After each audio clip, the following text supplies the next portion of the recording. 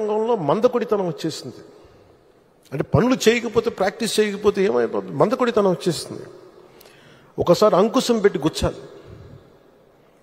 అలా ఆంధ్రప్రదేశ్ అధికార యంత్రాంగాన్ని గుచ్చడానికి ఆయన దిగారు. ఆయన అసలు ఆయనకు అవసరం లేదు. ఈ ప్రపంచంలో కూడా మీరు చెప్పండి, 9/11 ఇన్సిడెంట్ జరిగితే జార్జ్ బుష్ వచ్చి కూర్చోలేదు అక్కడ న్యూయార్క్లో. రుడి గిలియానీ ఆయన న్యూయార్క్ సిటీ మేయర్ కూర్చున్నాడు అక్కడ. ఆయన అందరూ విమర్శిస్తుంటే నాకు ఒకటే ఆలోచన వచ్చింది. అన్ని స్థానిక సంస్థల్లో వైసీపీ నాయకులే కదా మీరందరూ, మేయర్ కానీ సభ్యులు కానీ అన్ని పాలనా వ్యవస్థలు అన్నింటిలో కూడా it is nothing but YCP. 70% పంచాయతీల్లో వాళ్ళే, అన్ని స్థానిక నగర పంచాయతీల్లో మనకి అన్ని నగరపాలికలు అన్ని సంస్థల్లో కూడా వాళ్ళే. అసలు విజయవాడలో ఉన్న మేయర్ ఏమైపోయి ఫస్ట్ సిటిజన్ అంటాం, మొదటి ప్రథమ పౌరుడు అంటాం కదా విజయవాడకి. వాళ్ళకి బాధ్యత లేదా? వైసీపీకి బాధ్యత లేదా? ఎంతసేపు ఆయన విమర్శించడమేనా? నాకు అనిపించింది అసలు పంచాయతీలు కానీ స్థానిక సంస్థల్లో ఉండే వైసీపీ సభ్యులు కానీ ఏమైపోయారు? కష్టాలు వచ్చినప్పుడు అందరం కలిసి కట్టుగా ఉండాలి, కానీ తర్వాత కొట్టుకుందాం. ప్రజలు కష్టాలు ఉన్నప్పుడు అప్పుడే మాట పెట్టుకుంటాం. వాళ్ళకి అన్నం పెడతామా, ఆదుకుంటామా, లేదంటే వాళ్ళని కూర్చోబెట్టి తిడతామా పక్కన సహాయపడే వాళ్ళని.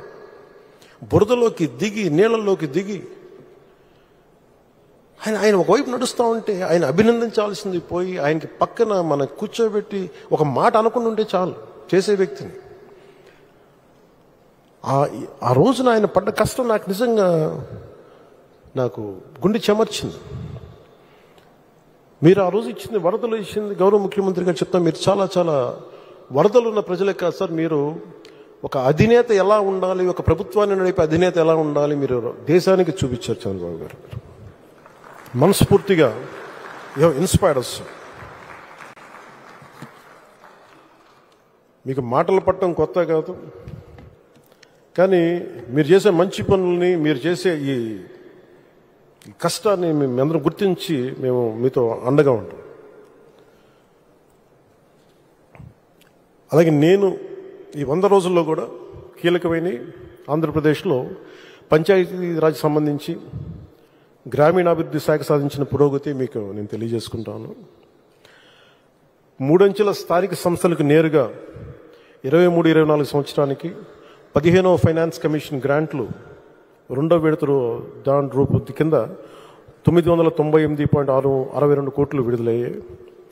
అదనంగా 24-25 ఆర్థిక సంవత్సరానికి ఒక 10 రోజుల క్రితమే తుఫాను ఆ సమయంలో 1076 కోట్ల ప్రతిపాదనలు సమర్పించబడ్డాయి.